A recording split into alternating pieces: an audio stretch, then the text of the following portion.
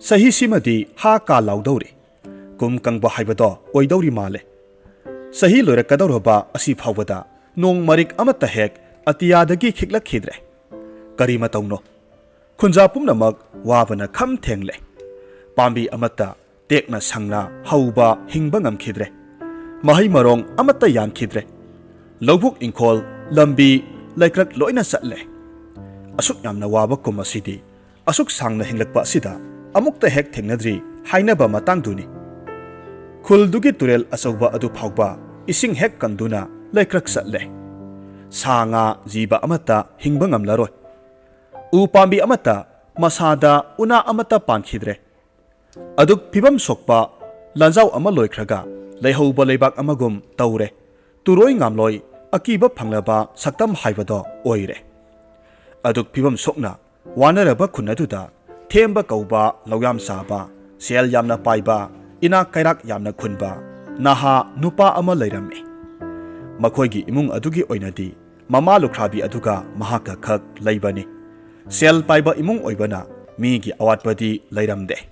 Thabak sunanaba mioi kayamarum leirame. Themba nupa ama oibada masak matau yamna phajaba chung phiral saba nupa da nupa manba haibadu oirame. Nupa manbata natana nupa thokpa aki akhang leitaba mina phatte taunu haiba wada thawa sadaba laitin kidaba misak amasune. Adubu mahaki phataba ama hairabadi mahak mabuksel pikpa masagi takhanba leita lareba singbu thawai usitaba misak amane. Pumnamak oidunasu thembagi imungdadi aduk phibam sokna khul aduda waraba phawbudasu magi phawgai langaidi pik sona leire. Khul adugi khunja pumnamakna sahi ahum mari sarabasu loiba naireroi. Isingsu sauna kom ama tawduna ningthina sahi kaya sizinaba konanaba tungduna thamnanaba sem saduna thamme. Maramasina khul aduda aduk warabasu thembagi imungdadi saning ba ahau ba mathel lukoi sem saduna adumak sare. Mama ibema adunadi masanupada makhoigi sengsak asi awaba taraba khunja singda kharata oiragasu yenthoknaba yamna kanna haijabani. Adubu mama na hariba pumnamak adu masanupa aduna yaramde. Nongmani mama masa adu saksang aduda sak saminarame. Mama na hairame. Imagi ibungo khul asida sahi supa nong marik amata tadaba asida khunja singse wabada nangan paiba haibado oirene hei. Aikhoigidi phawgai langai pik sona leirido. Ima isa khakna sadana kayam sani haibage. Khunja singgi awaba asida mateng kharata oirabasu pangsidana. Thembana khomme. Ima asuk waraba matam asida sidagi hena kayam kuina nong ase tarakhiroi haiba aikoina khangba ngamba natene. Aduna mingonda pithokpa yadre. Makhoisu makhoigi thokpa aikoisu aikoigi thokpa. Ina khunba tarana lairaba ama singkhatpa ngamba hauna dene ima. Masida natana matau karamna ima isana khul asigi asuk yamlaba khunja sing asibu mateng pangba ngamdoribano. Masanupagi wafam aduda mama adu ngangnaruba kanararoi khaladuna makha takhidre. Matam amada khul aduna matam sana nong suringai umang oina lairamba khul adugi manung yamna sangsinba mafam amane. Haujikti nong sudrabanina sauraba u pambi singadu pambi masa maring khakta ngai haure. Laimai adudasu kanglaba sauraba ura kayana mari satle. Sauraba usasing adudagina sauraba uri kayasu yanthaduna leiri. Ubada akiba phangba mafam haibadune. Numidangi matamdana amukka hena akiba phawi. Thabalgi mangalda usamari mayam adugi mamina akiba phanglaba saktam kaya sembagumsu tawi. Aduga mafam asi khulgi laikhidaba miyoi kayagi thawai singgi leifamni hainasu thajane. Mafam asigi mayai maktada guha amasu leiramme. Haujik khul asida ising phangliba mafam hairagadi guha asi khaktamak ngaire. Miyamna hainaba akiba mafam oibana khunja sing pakna sangduna guha asidagi ising sokpa ngamde. Tangai phadana sokke hairabasu guha adudagi ising soktingai ꯀꯔꯤꯒꯨꯝꯕ ꯑꯆꯥ ꯑꯊꯛ ꯈꯔ ꯍꯥꯟꯅ ꯃꯐꯝ ꯑꯗꯨꯗ ꯂꯩꯔꯤꯕ ꯊꯋꯥꯏꯁꯤꯡ ꯑꯗꯨꯒꯤꯗꯃꯛ ꯀꯠꯊꯣꯛꯀꯗꯕꯅꯤ ꯊꯥꯗꯣꯛꯀꯗꯕꯅꯤ ꯍꯥꯏꯅꯩ꯫ ꯀꯔꯤꯒꯨꯝꯕ ꯍꯥꯏꯔꯤꯕ ꯋꯥꯐꯝ ꯑꯁꯤ ꯊꯧꯑꯣꯏꯗꯗꯨꯅ ꯀꯠꯊꯣꯛꯇꯕ ꯊꯣꯛꯂꯕꯗꯤ ꯍꯥꯏꯔꯤꯕ ꯃꯤꯑꯣꯏ ꯑꯗꯨ ꯑꯋꯥ ꯑꯅꯥ ꯇꯥꯕꯇ ꯅꯠꯇꯅ ꯊꯋꯥꯏ ꯃꯥꯡꯕ ꯐꯥꯎꯕ ꯌꯥꯏ ꯍꯥꯏꯅ ꯊꯥꯖꯅꯔꯝꯃꯤ꯫ ꯍꯧꯖꯤꯛ ꯐꯥꯎꯕꯒꯤ ꯑꯣꯏꯅꯗꯤ ꯍꯥꯏꯅꯔꯤꯕ ꯋꯥꯐꯝꯁꯤꯡ ꯑꯗꯨ ꯀꯤꯅ ꯂꯨꯝꯅ ꯂꯧꯅꯕꯅ ꯈꯨꯟꯖꯥ ꯀꯅꯥꯃꯠꯇ ꯑꯋꯥ ꯑꯅꯥ ꯇꯥꯕ ꯍꯥꯏꯕꯗꯨꯃꯗꯤ ꯂꯩꯇ꯭ꯔꯦ꯫ ꯍꯧꯖꯤꯛ ꯈꯨꯜ ꯑꯗꯨꯗ ꯏꯁꯤꯡ ꯐꯪꯗ꯭ꯔꯕ ꯑꯁꯤꯗ ꯈꯨꯟꯖꯥ ꯈꯔꯗꯤ ꯑꯗꯨꯃꯛ ꯃꯐꯝ ꯑꯗꯨꯗ ꯂꯥꯛꯇꯨꯅ ꯃꯐꯝ ꯑꯗꯨꯗ ꯂꯩꯔꯤꯕ ꯊꯋꯥꯏꯁꯤꯡ ꯑꯗꯨꯒꯤ ꯑꯆꯥ ꯑꯊꯛ ꯀꯠꯊꯣꯛꯇꯨꯅ ꯏꯁꯤꯡ ꯑꯗꯨꯃꯛ ꯁꯣꯛꯅꯔꯝꯃꯤ꯫ ꯏꯈꯪ ꯈꯪꯍꯧꯗꯅ ꯅꯨꯃꯤꯗꯥꯡ ꯑꯃꯗ ꯀꯣꯅꯨꯡꯗꯁꯨ ꯃꯩꯇꯥꯟ ꯋꯥꯠꯂꯤ ꯍꯥꯏꯅꯕꯒꯨꯝ ꯃꯍꯥꯛꯀꯤꯁꯨ ꯃꯐꯝ ꯃꯔꯥꯡ ꯏꯈꯪ ꯍꯦꯛ ꯈꯪꯗꯅ ꯆꯍꯤ ꯀꯌꯥ ꯇꯨꯡꯁꯤꯟꯗꯨꯅ ꯊꯝꯕ ꯏꯁꯤꯡ ꯑꯗꯨ ꯂꯣꯏꯅꯃꯛ ꯂꯣꯏꯈꯤꯔꯝꯃꯤ꯫ ꯊꯛꯅ ꯆꯥꯅꯕ ꯏꯔꯨ ꯃꯥꯏꯊꯖꯅꯕ ꯏꯁꯤꯡ ꯃꯔꯤꯛ ꯑꯃ ꯐꯥꯎꯕ ꯂꯩꯔꯝꯗꯦ꯫ ꯊꯦꯝꯕ ꯃꯥꯒꯤ ꯃꯌꯨꯝꯗ ꯂꯩꯕ ꯈ꯭ꯋꯥꯏꯗꯒꯤ ꯆꯥꯎꯕ ꯏꯁꯤꯡ ꯍꯥꯞꯅꯕ ꯄꯥꯇ꯭ꯔ ꯑꯃ ꯄꯥꯏꯗꯨꯅ ꯃꯤꯌꯥꯝꯅ ꯀꯤꯅ ꯍꯪꯒꯣꯏꯅ ꯍꯥꯏꯅꯔꯤꯕ ꯒꯨꯍꯥ ꯑꯗꯨꯗꯒꯤ ꯑꯊꯦꯡꯕ ꯅꯨꯃꯤꯗꯥꯡ ꯑꯗꯨꯗ ꯏꯁꯤꯡ ꯁꯣꯛꯄ ꯆꯠꯅꯕ ꯊꯧꯔꯥꯡ ꯇꯧꯔꯝꯃꯤ꯫ ꯃꯆꯥꯅꯨꯄꯥꯅ ꯑꯗꯨꯝꯅ ꯇꯧꯔꯛꯄ ꯑꯗꯨꯗ ꯃꯃꯥ ꯏꯕꯦꯝ ꯑꯗꯨ ꯃꯤꯄꯥꯏꯔꯗꯨꯅ ꯃꯆꯥꯅꯨꯄꯥ ꯑꯗꯨꯕꯨ ꯈꯥꯝꯖꯤꯟꯖꯔꯝꯃꯤ꯫ ꯏꯃꯥꯒꯤ ꯏꯕꯨꯡꯉꯣ, ꯅꯨꯃꯤꯗꯥꯡꯁꯦ ꯐꯅ ꯊꯦꯡꯂꯦ꯫ ꯃꯐꯝꯗꯣ ꯃꯤꯌꯥꯝꯅ ꯂꯥꯏ ꯇꯤꯟ ꯊꯋꯥꯏ ꯀꯌꯥꯒꯤ ꯈꯨꯟꯗꯤꯟꯐꯝꯅꯤ ꯍꯥꯏꯅ ꯍꯥꯏꯅꯔꯤꯕꯅꯤ꯫ ꯌꯥꯝꯅ ꯂꯨꯕ ꯃꯐꯝꯅꯤ꯫ ꯊꯥꯏꯅ ꯆꯍꯤ ꯀꯌꯥꯒꯤ ꯃꯃꯥꯡꯗꯒꯤ ꯂꯩꯔꯛꯂꯕ ꯂꯥꯏꯑꯣꯏꯔꯕ ꯒꯨꯍꯥꯅꯤ꯫ ꯃꯐꯝ ꯑꯗꯨꯗꯒꯤ ꯇꯉꯥꯏ ꯐꯗꯅ ꯏꯁꯤꯡ ꯁꯣꯛꯄ ꯇꯥꯔꯕꯁꯨ ꯊꯋꯥꯏꯁꯤꯡ ꯑꯗꯨꯒꯤ ꯀꯔꯤꯒꯨꯝꯕ ꯑꯆꯥ ꯑꯊꯛ ꯈꯔ ꯍꯥꯟꯅ ꯀꯠꯊꯣꯛꯀꯗꯕꯅꯤ꯫ ꯃꯔꯝ ꯑꯗꯨꯅ ꯏꯆꯥ ꯁꯣꯏꯗꯅ ꯈꯨꯗꯣꯡꯊꯤꯕ ꯅꯪꯒꯅꯤ꯫ ꯅꯪꯅꯅꯦ ꯆꯠꯀꯦ ꯍꯥꯏꯔꯕꯁꯨ ꯍꯌꯦꯡ ꯑꯌꯨꯛ ꯊꯋꯥꯏꯁꯤꯡ ꯑꯗꯨꯒꯤ ꯊꯥꯗꯣꯛꯅꯕ ꯑꯆꯥ ꯑꯊꯛ ꯄꯨꯗꯨꯅ ꯆꯠꯂꯨ꯫ ꯃꯃꯥꯒꯤ ꯋꯥꯐꯝ ꯑꯗꯨꯗ ꯊꯋꯥ ꯁꯥꯗꯅ ꯈꯨꯝꯃꯤ꯫ ꯏꯃꯥ, ꯀꯔꯤꯒꯤ ꯂꯥꯏ ꯇꯤꯟꯅꯣ? ꯄꯨꯝꯅꯃꯛ ꯑꯄꯪꯕ ꯈꯨꯟꯖꯥꯁꯤꯡ ꯑꯁꯤꯅ ꯂꯥꯟꯅ ꯊꯥꯖꯅꯕꯅꯤ꯫ ꯑꯉꯥꯡ ꯀꯤꯅꯕ ꯑꯗꯨ ꯄꯪꯍꯥꯏ ꯍꯥꯏꯅꯕ ꯋꯥꯔꯤꯅꯤꯗ꯫ ꯑꯩꯁꯦ ꯑꯉꯥꯡ ꯃꯆꯥ ꯅꯠꯇꯦ꯫ ꯑꯩꯒꯤ ꯏꯐꯝꯗ ꯑꯗꯨꯒꯨꯝꯕ ꯑꯀꯤꯕ ꯑꯃꯠꯇ ꯂꯩꯇꯦ꯫ ꯑꯁꯨꯝꯅ ꯍꯥꯏꯔꯝꯂꯒ ꯃꯃꯥꯅ ꯈꯥꯝꯂꯤꯕ ꯑꯗꯨ ꯊꯋꯥ ꯁꯥꯗꯅ ꯊꯦꯝꯕ ꯏꯁꯤꯡ ꯁꯣꯛꯅꯕ ꯄꯥꯇ꯭ꯔ ꯑꯗꯨ ꯄꯨꯗꯨꯅ ꯒꯨꯍꯥ ꯂꯩꯔꯤꯕ ꯃꯥꯏꯀꯩ ꯑꯗꯣꯝꯗ ꯂꯥꯛꯂꯝꯃꯤ꯫ ꯃꯃꯥ ꯑꯗꯨꯗꯤ ꯍꯥꯏꯅꯕ ꯌꯥꯗꯅ ꯃꯍꯥꯛꯅ ꯉꯥꯡꯕ ꯂꯧꯗꯅ ꯆꯠꯈ꯭ꯔꯤꯕ ꯃꯆꯥꯅꯨꯄꯥ ꯑꯗꯨꯒꯤꯗꯃꯛ ꯅꯨꯡꯁꯥ ꯊꯤꯗꯨꯅ ꯂꯩꯍꯧꯔꯝꯃꯤ꯫ ꯊꯦꯝꯕ ꯑꯊꯦꯡꯕ ꯅꯨꯃꯤꯗꯥꯡ ꯑꯗꯨꯗ ꯃꯁꯥꯗ ꯑꯀꯤꯕ ꯑꯃꯠꯇ ꯂꯩꯇꯅ ꯑꯁꯨꯝ ꯂꯥꯛꯄ ꯑꯁꯤꯗ ꯎꯃꯪꯗꯨꯒꯤ ꯃꯅꯨꯡꯗ ꯆꯪꯁꯤꯜꯂꯛꯂꯦ꯫ ꯎꯃꯪ ꯑꯗꯨꯒꯤ ꯃꯅꯨꯡꯗ ꯆꯪꯂꯛꯄꯗꯗꯤ ꯃꯍꯥꯛ ꯃꯁꯥ ꯑꯗꯨ ꯀꯔꯤꯒꯨꯝꯕ ꯍꯥꯏꯐꯝ ꯈꯪꯗꯕ ꯑꯀꯤꯕ ꯑꯃ ꯐꯥꯎꯔꯛꯄꯒꯨꯝ ꯇꯧꯔꯝꯃꯤ꯫ ꯆꯥꯎꯔ ꯆꯥꯎꯔꯕ ꯎ ꯄꯥꯝꯕꯤ ꯃꯅꯥ ꯑꯃꯠꯇ ꯌꯥꯎꯗ꯭ꯔꯕ ꯎꯔꯤ ꯋꯥꯔꯤ ꯃꯌꯥꯝꯁꯤꯡ ꯑꯗꯨꯒꯤ ꯑꯀꯤꯕ ꯐꯪꯂꯕ ꯂꯩꯃꯥꯏ ꯑꯗꯨꯗ ꯇꯥꯔꯤꯕ ꯃꯃꯤꯁꯤꯡ, ꯎꯅꯥ ꯑꯀꯪꯕ ꯃꯊꯛ ꯑꯗꯨꯗ ꯃꯈꯣꯡꯅ ꯆꯠꯄꯒꯤ ꯄꯦꯔꯦꯛ ꯄꯦꯔꯦꯛ ꯆꯦꯔꯦꯛ ꯆꯦꯔꯦꯛ ꯂꯥꯎꯕ ꯃꯈꯣꯜ,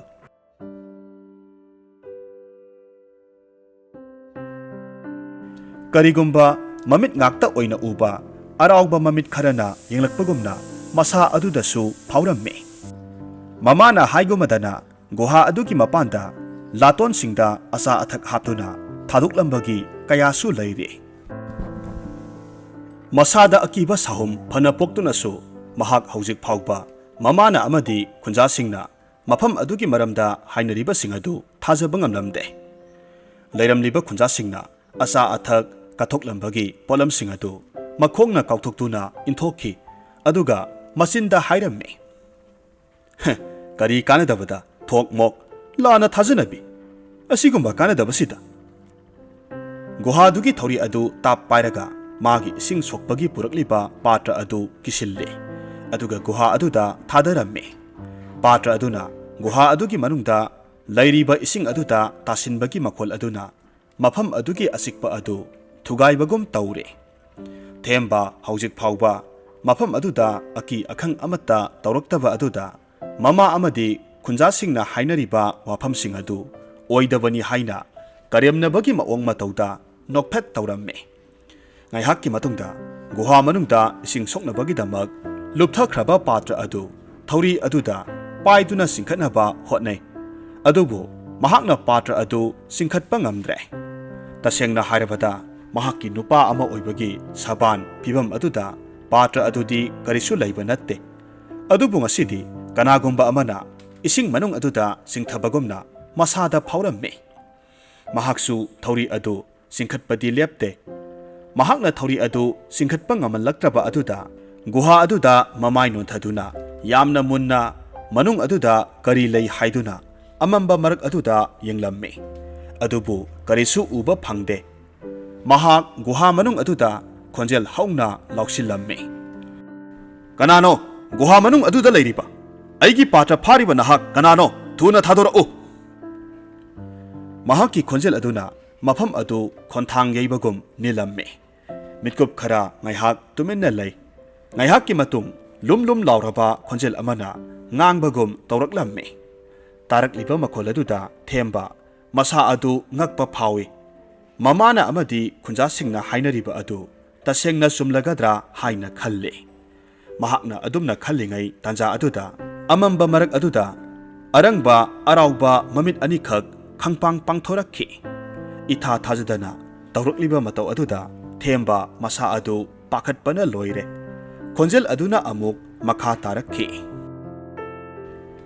he nupa nahakna mafam asibu usit thawaidaba nangna aikhoigi damak kalamba aikhoigi sinjakpu nangi nakhongmakna kauthokduna manghanba aikhoigi mafam asigi satna kanglon thugaiduna mafam asida leiriba thawai aikhoibu usit thawaidaba nang masigi chap chaba serak phangba tare asumna hairaga guha manung adudagi saru sarang ngakta oiba unsa amata kuptaba makut ama thingalaktuna mahaki makhaurida melaklamme makut ani sangduna khauri melakliba saru sarang ngakta oiba khut adu lauthoknaba hotnai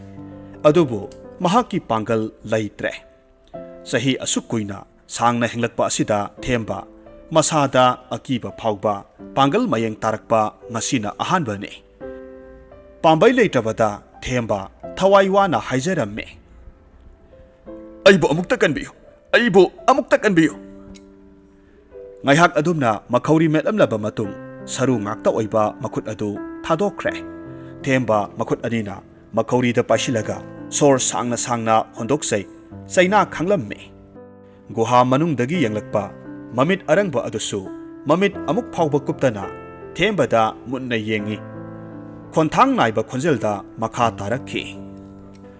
nahakna laita lairaba saba thakpa phangdraba kayabu noknaba minungsi utpagi mahut karemnabiba aduga sahi kayadagi khul asigi khunja singna kina hangoina chanariba thawai aikhoigi kaidongpham asibu usit thawaidaba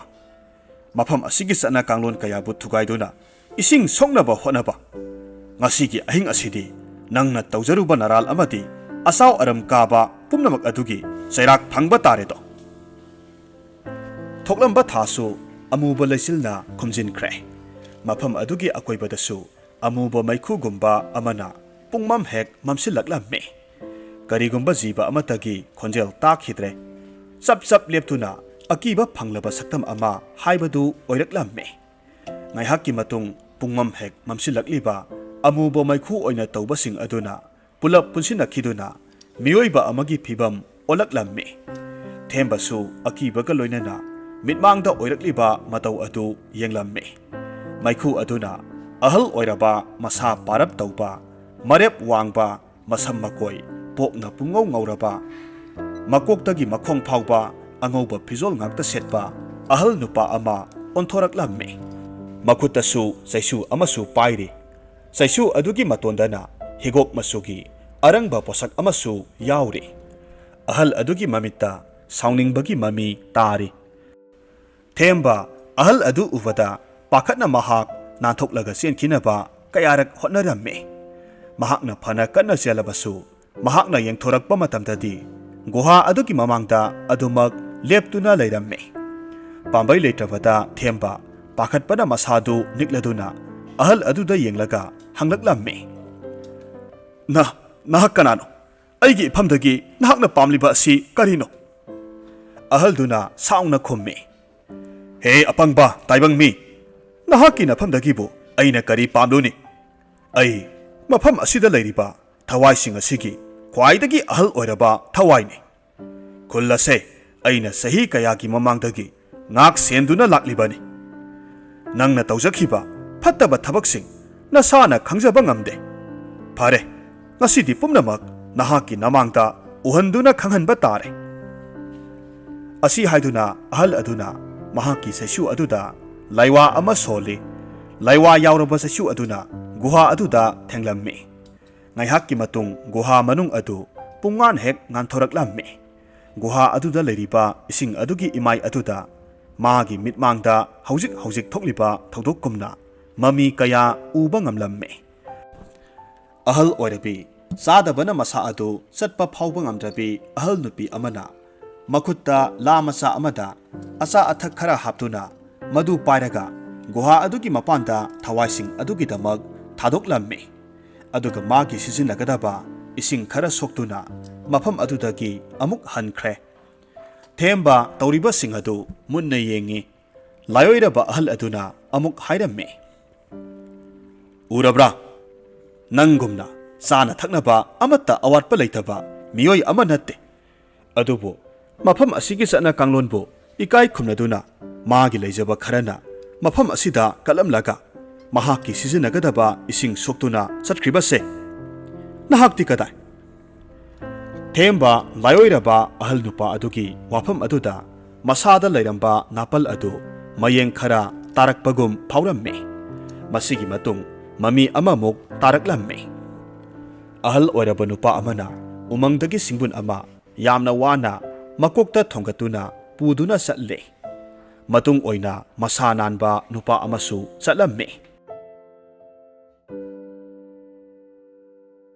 ꯅꯍꯥ ꯅꯨꯄꯥ ꯑꯗꯨ ꯃꯍꯥꯛꯀꯤ ꯃꯃꯥꯡꯗ ꯑꯗꯨꯛ ꯁꯣꯜꯂꯕ ꯑꯍꯜ ꯑꯣꯏꯔꯕ ꯃꯄꯥꯒꯨꯝꯕ ꯑꯗꯨꯅ ꯁꯤꯡꯕꯨꯟ ꯑꯃ ꯄꯨꯗꯨꯅ ꯆꯠꯂꯤꯕ ꯑꯗꯨ ꯃꯇꯦꯡ ꯄꯥꯡꯕꯤꯒꯦ ꯍꯥꯏꯅ ꯈꯟꯗꯦ꯫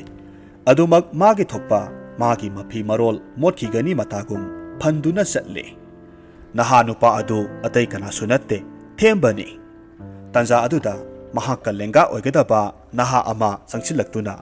ꯑꯍꯜ ꯑꯗꯨꯒꯤ ꯁꯤꯡꯕꯨꯟ ꯑꯗꯨ ꯊꯥꯡꯊꯕꯤꯗꯨꯅ ꯑꯍꯜ ꯑꯗꯨꯒꯤ ꯃꯌꯨꯝ ꯇꯝꯅ ꯊꯤꯟꯕꯤꯈꯤ꯫ ꯊꯦꯝꯕ ꯇꯧꯔꯤꯕꯁꯤꯡ ꯑꯗꯨ ꯎꯕꯗ ꯅꯨꯡꯒꯨꯝ ꯀꯜꯂꯝꯕ ꯃꯍꯥꯛꯀꯤ ꯊꯃꯣꯏ ꯈꯔꯗ ꯑꯣꯏꯔꯕꯁꯨ ꯄꯦꯊꯔꯛꯂꯝꯃꯤ꯫ ꯋꯥꯈꯜꯗꯅ ꯃꯍꯥꯛꯁꯤ ꯑꯁꯨꯛ ꯃꯤꯅꯨꯡꯁꯤ ꯂꯩꯇꯕ꯭ꯔꯥ ꯍꯥꯏꯅ ꯑꯃꯨꯛ ꯈꯟꯖꯔꯛꯂꯝꯃꯤ꯫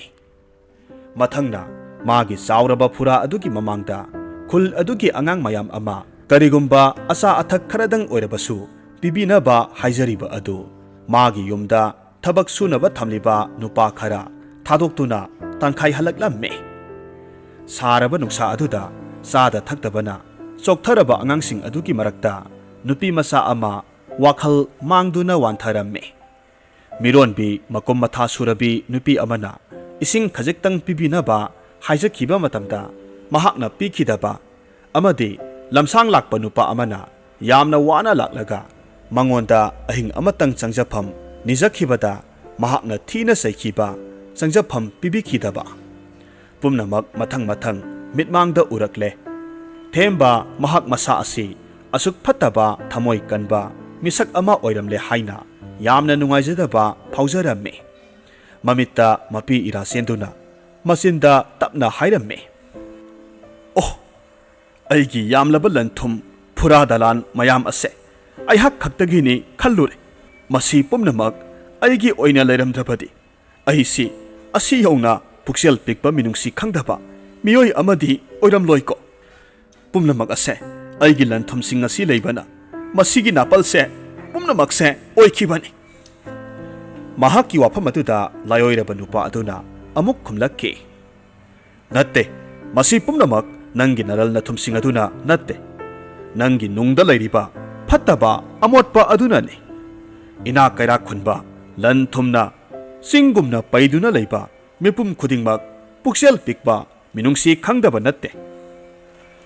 ꯂꯥꯏꯑꯣꯏꯔꯕ ꯑꯍꯜ ꯅꯨꯄꯥ ꯑꯗꯨꯒ ꯃꯈꯣꯏ ꯑꯅꯤꯅ ꯑꯗꯨꯝꯅ ꯋꯥꯔꯤ ꯁꯥꯟꯅꯔꯤꯉꯩ ꯉꯁꯥꯏ ꯃꯈꯩ ꯃꯁꯛꯇꯤ ꯎꯍꯟꯗꯅ ꯇꯨꯃꯤꯟ ꯇꯨꯃꯤꯟꯅ ꯃꯈꯣꯏ ꯑꯅꯤꯅ ꯁꯥꯟꯅꯔꯤꯕ ꯋꯥꯔꯤꯁꯤꯡ ꯑꯗꯨ ꯇꯥꯗꯨꯅ ꯂꯩꯔꯝꯕ ꯊꯋꯥꯏꯁꯤꯡ ꯑꯗꯨꯁꯨ ꯃꯃꯤ ꯁꯥꯃꯤ ꯊꯦꯝꯕꯒꯤ ꯃꯃꯥꯡꯗ ꯂꯣꯏꯅꯃꯛ ꯊꯣꯔꯛꯇꯨꯅ ꯑꯄꯨꯟꯕꯒꯤ ꯈꯣꯟꯖꯦꯜꯗ ꯃꯈꯣꯏꯒꯤ ꯑꯣꯏꯕ ꯃꯣꯠ ꯐꯣꯡꯗꯣꯔꯛꯂꯝꯃꯤ꯫ "ꯑꯀꯟꯕ ꯅꯨꯄꯥ ꯑꯁꯤ ꯁꯤꯕꯒꯤ ꯆꯩꯔꯥꯛ ꯄꯤꯒꯗꯕꯅꯤ꯫ ꯃꯤꯑꯣꯏꯕ ꯃꯔꯛꯇꯁꯨ ꯑꯗꯨꯛ ꯄꯨꯛꯆꯦꯜ ꯄꯤꯛꯄ, ꯃꯤꯅꯨꯡꯁꯤ ꯈꯪꯗꯕ, ꯑꯗꯨꯒ ꯊꯥꯏꯅ ꯆꯍꯤ ꯀꯌꯥꯒꯤ ꯃꯃꯥꯡꯗꯒꯤ ꯈꯨꯟꯖꯥꯁꯤꯡ ꯑꯁꯤꯅ ꯀꯤꯅ ꯍꯪꯒꯣꯏꯅ ꯆꯠꯆꯔꯤꯕ ꯊꯋꯥꯏ ꯑꯩꯈꯣꯏ ꯃꯌꯥꯝꯒꯤ ꯀꯥꯏꯗꯣꯡꯐꯝ ꯑꯁꯤꯕꯨꯁꯨ ꯃꯍꯥꯛꯅ ꯆꯠꯅ ꯀꯥꯡꯂꯣꯟ ꯊꯨꯒꯥꯏꯗꯨꯅ ꯎꯁꯤꯠ ꯊꯑꯣꯏꯗꯕ ꯎꯠꯄ, ꯃꯍꯥꯛꯄꯨ ꯁꯤꯕꯒꯤ ꯆꯩꯔꯥꯛ ꯄꯤꯒꯗꯕꯅꯤ." ꯊꯦꯝꯕ ꯊꯋꯥꯏꯁꯤꯡ ꯑꯗꯨꯅ ꯍꯥꯏꯔꯛꯂꯤꯕ ꯋꯥꯐꯝ ꯑꯗꯨꯗ ꯃꯍꯥꯛ ꯄꯥꯈꯠꯄꯅ ꯂꯣꯏꯈ꯭ꯔꯦ꯫ ꯃꯤꯠꯀꯨꯞ ꯑꯁꯤꯗ ꯃꯍꯥꯛꯀꯤ ꯑꯔꯣꯏꯕ ꯑꯣꯏꯔꯒꯗ꯭ꯔꯥ ꯈꯟꯖꯔꯝꯃꯤ꯫ ꯊꯋꯥꯏ ꯃꯌꯥꯝ ꯑꯗꯨꯒꯤ ꯋꯥꯐꯝ ꯑꯗꯨ ꯇꯥꯕꯗ ꯂꯥꯏꯑꯣꯏꯔꯕ ꯑꯍꯜ ꯅꯨꯄꯥ ꯑꯗꯨꯅ ꯃꯌꯥꯝ ꯑꯗꯨ ꯐꯥꯊꯗꯨꯅ ꯈꯨꯝꯂꯛꯂꯝꯃꯤ꯫ ꯉꯥꯏꯈꯣ, ꯇꯞꯊꯈꯣ, ꯊꯋꯥꯏ ꯃꯌꯥꯝ ꯄꯨꯝꯅꯃꯛ! ꯅꯨꯄꯥ ꯑꯁꯤ ꯆꯩꯔꯥꯛ ꯁꯣꯏꯗꯅ ꯄꯤꯁꯤ, ꯑꯗꯨꯕꯨ ꯃꯉꯣꯟꯗ ꯁꯤꯕꯒꯤ ꯆꯩꯔꯥꯛ ꯄꯤꯕ ꯍꯥꯏꯕꯁꯤꯗꯤ ꯈꯔ ꯀꯟꯃꯜꯂꯤ꯫ ꯍꯣꯏ, ꯃꯍꯥꯛ ꯃꯤꯅꯨꯡꯁꯤ ꯌꯥꯝꯅ ꯈꯪꯗꯕ, ꯄꯨꯛꯆꯦꯜ ꯄꯤꯛꯄ ꯑꯃꯗꯤ ꯃꯐꯝ ꯑꯁꯤꯒꯤ ꯆꯠꯅ ꯀꯥꯡꯂꯣꯟ ꯊꯨꯒꯥꯏꯕ ꯃꯤꯁꯛ ꯑꯃꯅꯤ꯫ ꯑꯗꯨꯕꯨ ꯃꯍꯥꯛꯇꯤ ꯃꯁꯥꯒꯤ ꯑꯁꯣꯏꯕ ꯈꯪꯖꯔꯛꯂꯤꯗꯣ꯫ ꯃꯁꯥꯒꯤ ꯑꯁꯣꯏꯕ ꯈꯪꯗꯕ ꯃꯤꯑꯣꯏ ꯈꯛꯇꯗ ꯁꯤꯕꯒꯤ ꯆꯩꯔꯥꯛ ꯄꯤꯒꯗꯕꯅꯤ꯫ ꯃꯔꯝ ꯑꯁꯤꯅ ꯅꯨꯄꯥ ꯑꯁꯤꯒꯤ ꯑꯔꯣꯏꯕ ꯍꯤꯡꯖꯅꯕꯒꯤ ꯆꯥꯡꯌꯦꯡ ꯑꯃ ꯑꯣꯏꯅ ꯆꯥꯡꯌꯦꯡ 3 ꯈꯛ ꯇꯧꯈꯤꯁꯤ꯫ ꯃꯁꯤꯗ ꯃꯍꯥꯛꯅ ꯃꯥꯏ ꯄꯥꯛꯅ ꯄꯥꯡꯊꯣꯛꯄ ꯉꯝꯂꯦ, ꯃꯍꯥꯛ ꯍꯤꯡꯖꯔꯁꯅꯨ; ꯉꯝꯗ꯭ꯔꯒꯅ ꯃꯍꯥꯛꯄꯨ ꯁꯤꯕꯒꯤ ꯆꯩꯔꯥꯛ ꯄꯤꯔꯁꯤ꯫ ꯑꯁꯨꯝꯅ ꯂꯥꯏꯑꯣꯏꯔꯕ ꯑꯍꯜ ꯅꯨꯄꯥ ꯑꯗꯨꯒꯤ ꯋꯥꯐꯝ ꯑꯗꯨꯗ ꯊꯋꯥꯏ ꯃꯌꯥꯝ ꯑꯗꯨꯁꯨ ꯑꯃꯠꯇ ꯑꯣꯏꯅ ꯌꯥꯅꯔꯝꯃꯤ꯫ ꯂꯥꯏꯑꯣꯏꯔꯕ ꯑꯍꯜ ꯅꯨꯄꯥ ꯑꯗꯨꯅ ꯃꯈꯥ ꯇꯥꯔꯛꯈꯤ꯫ ꯍꯦ ꯅꯨꯄꯥ, ꯑꯩꯅ ꯉꯁꯤ ꯅꯉꯣꯟꯗ ꯇꯧꯒꯗꯧꯔꯤꯕ ꯆꯥꯡꯌꯦꯡ 3 ꯑꯁꯤ ꯅꯍꯥꯛꯅ ꯑꯃꯇꯪ ꯃꯥꯏꯊꯤꯕꯗ ꯅꯍꯥꯛ ꯁꯤꯕꯒꯤ ꯆꯩꯔꯥꯛ ꯐꯪꯒꯗꯧꯔꯤꯕꯅꯤ꯫ ꯀꯔꯤꯒꯨꯝꯕ ꯅꯍꯥꯛꯅ ꯆꯥꯡꯌꯦꯡ 3ꯁꯤ ꯃꯥꯏꯊꯤꯗꯨꯅ ꯁꯤꯈꯤꯕ ꯊꯣꯛꯂꯕꯗꯤ ꯇꯥꯏꯕꯪ ꯑꯁꯤꯗ ꯂꯩꯔꯤꯕ ꯀꯅꯥꯃꯠꯇꯅ ꯅꯪ ꯑꯃ ꯍꯤꯡꯂꯝꯃꯤ, ꯂꯩꯔꯝꯃꯤ ꯍꯥꯏꯕꯁꯤ ꯅꯤꯡꯁꯤꯡꯂꯔꯣꯏ, ꯅꯍꯥꯛꯀꯤ ꯑꯄꯣꯛꯄꯤ ꯏꯃꯥ ꯐꯥꯎꯕꯅ꯫ ꯑꯗꯨꯒ ꯅꯍꯥꯛ ꯂꯥꯏꯔꯝꯂꯦꯟꯗꯁꯨ ꯂꯩꯕ ꯐꯪꯂꯣꯏ, ꯃꯐꯝ ꯃꯔꯥꯡ ꯈꯪꯗꯅ ꯂꯩꯒꯗꯧꯔꯤꯕꯅꯤ꯫ ꯊꯦꯝꯕ ꯂꯥꯏꯑꯣꯏꯔꯕ ꯑꯍꯜ ꯅꯨꯄꯥ ꯑꯗꯨꯅ ꯍꯥꯏꯔꯛꯂꯤꯕ ꯋꯥꯐꯝ ꯑꯗꯨꯗ ꯀꯔꯤꯒꯨꯝꯕ ꯃꯍꯥꯛꯅ ꯆꯥꯡꯌꯦꯡ ꯑꯗꯨ ꯄꯥꯡꯊꯣꯛꯄ ꯉꯝꯗ꯭ꯔꯕꯗꯤ ꯈꯟꯗꯨꯅ ꯃꯤꯄꯥꯏꯕ ꯐꯥꯎꯔꯝꯃꯤ꯫ ꯂꯥꯏꯑꯣꯏꯔꯕ ꯑꯍꯜ ꯅꯨꯄꯥ ꯑꯗꯨꯅ ꯑꯃꯨꯛ ꯃꯈꯥ ꯇꯥꯔꯛꯈꯤ꯫ ꯑꯗꯨꯒ ꯑꯩꯅ ꯅꯉꯣꯟꯗ ꯁꯤꯟꯅꯒꯗꯧꯔꯤꯕ ꯊꯕꯛ ꯑꯁꯤ ꯉꯁꯤꯗꯒꯤ ꯊꯥꯔꯒ ꯃꯊꯪ ꯊꯥꯒꯤ ꯊꯥꯅꯤꯜ ꯅꯨꯃꯤꯠ ꯑꯁꯤ ꯐꯥꯎꯕꯒꯤ ꯃꯅꯨꯡꯗ ꯃꯄꯨꯡ ꯐꯥꯅ ꯄꯥꯡꯊꯣꯛꯀꯗꯕꯅꯤ꯫ ꯑꯍꯥꯟꯕꯒꯤ ꯆꯥꯡꯌꯦꯡ ꯑꯁꯤꯅ ꯅꯍꯥꯛꯅ ꯅꯍꯥꯛꯀꯤ ꯈꯨꯜ ꯑꯁꯤꯗ ꯂꯩꯔꯤꯕ ꯂꯩꯇ ꯂꯥꯏꯔ, ꯅꯣꯡꯃꯒꯤ ꯆꯔꯥ ꯑꯃ ꯐꯥꯎꯕ ꯆꯥꯕ ꯐꯪꯖꯗ꯭ꯔꯕ ꯏꯃꯨꯡꯁꯤꯡ ꯑꯃꯗꯤ ꯃꯃꯥ ꯃꯄꯥ ꯂꯩꯇ꯭ꯔꯕ ꯀꯌꯥꯕꯨ ꯃꯕꯨꯛ ꯊꯟꯅ ꯄꯤꯖꯒꯗꯕꯅꯤ꯫ ꯑꯗꯨꯒ ꯑꯅꯤꯁꯨꯕꯗꯅ ꯃꯌꯨꯝ ꯃꯀꯩ ꯂꯩꯖꯗ꯭ꯔꯕ ꯑꯃꯗꯤ ꯅꯤꯡꯊꯤꯅ ꯁꯦꯝꯖꯤꯟ ꯁꯥꯖꯤꯟꯕ ꯉꯝꯖꯗ꯭ꯔꯕ ꯏꯃꯨꯡ ꯀꯌꯥꯒꯤ ꯃꯌꯨꯝ ꯃꯀꯩ ꯁꯦꯝꯖꯤꯟꯕꯗ ꯃꯇꯦꯡ ꯄꯥꯡꯕꯤꯒꯗꯕꯅꯤ, ꯃꯔꯨꯑꯣꯏꯅ ꯂꯨꯈ꯭ꯔꯥꯕꯤ ꯀꯌꯥꯒꯤ꯫ ꯃꯁꯤ ꯄꯨꯝꯅꯃꯛ ꯅꯪꯒꯤ ꯂꯩꯔꯤꯕ ꯅꯔꯜ ꯅꯊꯨꯝꯅ ꯊꯃꯣꯏ ꯁꯦꯡꯅ ꯄꯥꯡꯒꯗꯕꯅꯤ꯫ ꯑꯗꯨꯒ 3ꯁꯨꯕ ꯑꯁꯤꯅ ꯅꯪꯒꯤ ꯅꯐꯝꯗ ꯈ꯭ꯋꯥꯏꯗꯒꯤ ꯂꯨꯕ ꯊꯕꯛꯅꯤ꯫ ꯍꯤꯔꯝ ꯈꯨꯗꯤꯡꯃꯛꯇ ꯁꯦꯜꯅ ꯂꯟ ꯊꯨꯝꯅ ꯌꯥꯗꯦ꯫ ꯑꯍꯥꯟꯕꯒꯤ 2ꯁꯨꯕ ꯑꯁꯤꯗꯤ ꯅꯍꯥꯛꯀꯤ ꯅꯔꯜ ꯅꯊꯨꯝꯅ ꯁꯦꯜꯅ ꯃꯇꯦꯡ ꯇꯧꯕ ꯉꯝꯈ꯭ꯔꯒꯁꯨ 3ꯁꯨꯕ ꯑꯁꯤꯗꯤ ꯄꯨꯛꯆꯦꯜ ꯁꯦꯡꯕ ꯃꯤꯅꯨꯡꯁꯤ ꯆꯥꯎꯕ ꯑꯁꯤꯅ ꯃꯥꯏ ꯄꯥꯛꯀꯗꯕꯅꯤ꯫ ꯅꯍꯥꯛꯅ ꯃꯃꯥꯡꯊꯛꯇ ꯅꯪꯅ ꯃꯔꯝ ꯑꯣꯏꯔꯒ ꯈ꯭ꯋꯥꯏꯗꯒꯤ ꯊꯃꯣꯏ ꯁꯣꯛꯍꯟꯈꯤꯕ ꯃꯤꯑꯣꯏ ꯑꯃꯗ ꯅꯍꯥꯛꯅ ꯇꯧꯖꯈꯤꯕꯁꯤꯡ ꯑꯗꯨ ꯂꯥꯜꯂꯦ, ꯉꯥꯛꯄꯤꯌꯨ ꯍꯥꯏꯖꯒꯗꯕꯅꯤ꯫ ꯀꯔꯤꯒꯨꯝꯕ ꯃꯤꯁꯛ ꯑꯗꯨꯅ ꯅꯪꯕꯨ ꯉꯥꯛꯄꯤꯔꯛꯂꯕ ꯅꯍꯥꯛ ꯆꯥꯡꯌꯦꯡ 3ꯃꯛ ꯃꯥꯏ ꯄꯥꯛꯂꯦ, ꯅꯠꯇ꯭ꯔꯕꯗꯤ ꯅꯍꯥꯛ ꯁꯣꯏꯗꯅ ꯁꯤꯕꯒꯤ ꯆꯩꯔꯥꯛ ꯐꯪꯗꯧꯔꯤꯕꯅꯤ꯫ ꯊꯦꯝꯕ ꯃꯃꯥꯏ ꯅꯣꯟꯊꯗꯨꯅ ꯂꯥꯏꯑꯣꯏꯔꯕ ꯑꯍꯜ ꯅꯨꯄꯥ ꯑꯗꯨꯗ ꯏꯀꯥꯏ ꯈꯨꯝꯅꯕ ꯎꯠꯇꯨꯅ ꯍꯥꯏꯔꯛꯂꯝꯃꯤ꯫ ꯑꯩꯍꯥꯛ ꯆꯥꯡꯌꯦꯡ 3ꯃꯛ ꯁꯣꯏꯗꯅ ꯃꯥꯏ ꯄꯥꯛꯅꯅꯕ ꯍꯣꯠꯅꯖꯒꯦ꯫ ꯑꯁꯨꯝꯅ ꯋꯥꯐꯝ ꯄꯨꯝꯅꯃꯛ ꯍꯥꯏꯅꯔꯕ ꯃꯇꯨꯡꯗ ꯃꯐꯝ ꯑꯗꯨꯗ ꯂꯩꯔꯝꯕ ꯊꯋꯥꯏ ꯄꯨꯝꯅꯃꯛ ꯃꯥꯡꯈ꯭ꯔꯦ꯫ ꯃꯐꯝ ꯑꯗꯨ ꯍꯥꯟꯅꯒꯨꯝ ꯏꯆꯤꯛ ꯆꯤꯛꯍꯧꯔꯦ꯫ ꯊꯦꯝꯕ ꯃꯍꯥꯛꯅ ꯋꯥꯈꯜ ꯇꯥꯔꯛꯄꯗꯗꯤ ꯃꯍꯥꯛ ꯒꯨꯍꯥ ꯑꯗꯨꯒꯤ ꯃꯄꯥꯟꯗ ꯉꯥꯊꯗꯨꯅ ꯐꯝꯗꯨꯅ ꯂꯩꯔꯝꯃꯤ꯫ ꯅꯣꯡꯁꯨ ꯉꯥꯟꯐꯨꯡ ꯉꯥꯟꯐꯨꯡ ꯇꯧꯗꯨꯅ ꯂꯩꯔꯝꯂꯦ꯫ ꯑꯗꯨꯕꯨ ꯁꯔꯨ ꯁꯔꯥꯡ ꯉꯥꯛꯇ ꯑꯣꯏꯕ ꯃꯈꯨꯠ ꯑꯗꯨꯅ ꯃꯥꯒꯤ ꯈꯧꯔꯤꯗ ꯃꯦꯠꯈꯤꯕꯒꯤ ꯆꯩꯅꯥ ꯑꯗꯨꯗꯤ ꯐꯥꯎꯔꯝꯃꯤ꯫ ꯃꯍꯥꯛꯅ ꯇꯧꯈꯤꯕ ꯑꯁꯣꯏꯕ ꯄꯨꯝꯅꯃꯛ ꯈꯪꯖꯔꯛꯂꯕꯗ ꯃꯍꯥꯛꯅ ꯉꯔꯥꯡ ꯃꯈꯣꯡꯅ ꯀꯥꯎꯈꯥꯏꯈꯤꯕ ꯒꯨꯍꯥ ꯑꯗꯨꯒꯤ ꯃꯄꯥꯟꯗ ꯀꯠꯂꯝꯕ ꯑꯆꯥ ꯑꯊꯛ ꯀꯣꯏꯆꯥꯏ ꯆꯥꯏꯗꯨꯅ ꯂꯩꯔꯤꯕ ꯑꯗꯨ ꯃꯈꯨꯠꯅ ꯅꯤꯡꯊꯤꯅ ꯈꯨꯟꯒꯠꯂꯤ꯫ ꯃꯥꯒꯤ ꯐꯤꯖꯤ ꯑꯃꯅ ꯑꯃꯣꯠꯄꯁꯤꯡ ꯑꯗꯨ ꯇꯩꯊꯣꯛꯏ꯫ ꯑꯗꯨꯒ ꯃꯆꯤ ꯃꯆꯤ ꯆꯣꯏꯅ ꯇꯥꯈ꯭ꯔꯕ ꯑꯆꯥ ꯑꯊꯛꯁꯤꯡ ꯑꯗꯨ ꯑꯃꯨꯛ ꯈꯨꯟꯒꯠꯂꯒ ꯇꯩꯊꯣꯛꯂꯝꯃꯤ꯫ ꯂꯥ ꯑꯗꯨꯒꯤ ꯃꯊꯛꯇ ꯅꯤꯡꯊꯤꯅ ꯍꯥꯞꯂꯒ ꯊꯅꯝꯃꯤ꯫ ꯃꯗꯨꯒꯤ ꯃꯇꯨꯡ ꯊꯦꯝꯕ ꯃꯇꯝ ꯄꯨꯝꯅꯃꯛꯇ ꯃꯥ ꯃꯉꯥꯏꯔꯦ ꯍꯥꯏꯗꯨꯅ ꯍꯥꯏꯒꯠꯇꯨꯅ ꯂꯩꯔꯝꯕ ꯃꯉꯛ ꯑꯗꯨ ꯅꯣꯟꯊꯗꯨꯅ ꯌꯥꯝꯅ ꯅꯤꯡꯉꯝꯗꯕ ꯄꯦꯟꯗꯕ ꯑꯃꯒ ꯂꯣꯏꯅꯅ ꯃꯌꯨꯝꯂꯣꯝꯗ ꯍꯜꯂꯛꯈꯤ꯫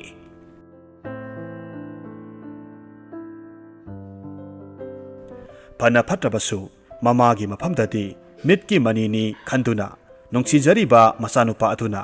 ꯃꯃꯥꯅ ꯍꯥꯏꯕ ꯋꯥ ꯂꯧꯗꯅ aduk khudong thiraba mafam aduda chatkhiba aduda pambai leitrabi mama adu masanupabu hingna halakhigadra khanduna wakhal wana ahing adu mitkup amata usinba yadana ngaiduna leiramme nong ngalamdai aduda masanupa aduna karisu asoi angam yaudana halakpa adu ubada mama adu mamitagi mapi taraduna masanupa adubu konduna kapche thembasu mamitagi mapi tana mamagi makhong sokna khurumjai kaptuna hairamme ima nasa aihak imagi mafamda yamna lankhre imana haiba indaba phattaba masa haibado ai oirure nasabu amukta ngakpiyo asumna amuk hanna uba phanglaroidra khanaruraba mama masa adu amuk hanna unaba phangjaramme hairiba numit asidagi hauna mahaki leijaba chengchak hawai chengwai pumnamak puthoktuna khul adugi leita lairaba chaba thakpa phangdraba kayada yanthoklamme thembagi ikhang khanghodana handak tawrakliba mataw asida khunja sing adudi ingak ngaknaramme khunja singda natana magi hek apokpi mama phawba ngaklamme asumna layoiraba ahal nupa aduna hairakpa ahanba sintha adumati mai pakna pangthokle ani suba sinarakpa sintha adusu mahaki leijaba sel puthoktuna magi mayumda thabak sunaba lairiba miyoi kaya aduga loinena mahak masamakka loinaduna khul adugi mayum makai ningthina leijadraba miyoi kayagi mayum makai sabiramme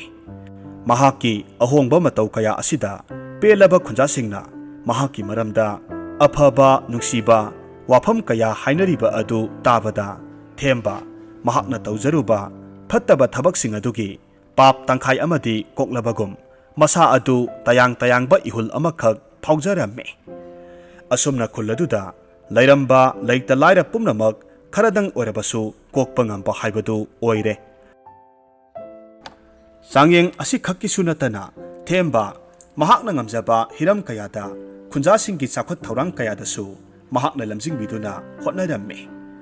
miyoibagi wakhal masin kananasu khanganu haina thingluba nganganu haina meluba ngamba natte khara amana mahakki ahongba mataw asida nungsina hainarabasu khara amanadi matam kharagi aduk tawsinnaba oiramgani phakiba isai nongmatasu ngangningi haibaduni nongma mahakki hainabi adu soidana amuk halakhigani hainabasu yawe pumnamak tarabasu khanglabasu handakti mahak tasengna awonba misak ama haibadu oire kanagasu nangna adu haiba haina sinda pawdanatre mahakki tawpham thokpa adumak tawjaramme sanging animak mai pakna pangthokre adubu haujik thembagi wakhalda wariba ase mahakna thamoi sokna nungai hankidaba misak adu kanano karamna thigani haiba asini haukiba thodok mayam amamamtang oina ningsingnaba hotnajai adubu magi wakhalna lamba phangdrabada mahakna guha adugi manakta chatpa numit aduda guha adugi ising imaida ukiba miyoising aduda haijarage khanduna themba ihan hanba oina ahal oiraba singbul ama puduna lakhiba ahal adugi manakta laklamme aduga numit aduda mahakna ahal adugi mateng pangkhidaba adugi damak lale haiduna ahal adugi makhong sokna khurumjaramme ahal adunasu handak mahaki honglakliba kaya adugi wari tabada harau ngakpiramme tawbimal khangba oina ahal adugi damaksu asa athak kaya puraktuna piramme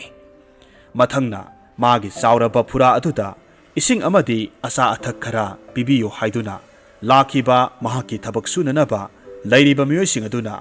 tankhai hankiba angangsing adugi mayumda laklamme angangsing adugi asa athak kaya puraktuna angang adugi mama mapasingdasu lale haina haijaramme maru oina numit aduda wanthakiba angang nupi masa adugi mayumdasu chatlamme pumnamak asina magi sanging adu mapung phadabagum masa aduda adumak phawramme themba kanagi mafamda haijagadabano haiba tasengna khangdre masigi matung nongma thembana khul adugi kaithel aduda laklamme mahakna kaithel aduda yoliba potsing adu koina satuna asum yenglakpa matamda kaithel adugi masida mama masa makhoi anikhak tarak mamangda wana saba polang thumok khara ꯊꯝꯂꯒ ꯌꯣꯜꯂꯤꯕ ꯑꯗꯨ ꯎꯔꯝꯃꯦ꯫ ꯃꯃꯥ ꯃꯆꯥ ꯑꯗꯨ ꯎꯕꯗ ꯊꯦꯝꯕ ꯃꯁꯥꯗ ꯀꯔꯤꯅꯣ ꯍꯥꯏꯐꯝ ꯈꯪꯗꯕ ꯅꯤꯡꯉꯝꯗꯕꯒꯤ ꯏꯍꯨꯜ ꯑꯃ ꯐꯥꯎꯔꯝꯃꯦ꯫ ꯅꯤꯡꯁꯤꯡꯂꯛꯈꯤ ꯊꯧꯗꯣꯛ ꯑꯃꯈꯛ꯫ ꯅꯣꯡꯃ ꯈꯨꯜ ꯑꯗꯨꯗꯒꯤ ꯅꯨꯄꯥ ꯑꯃꯅ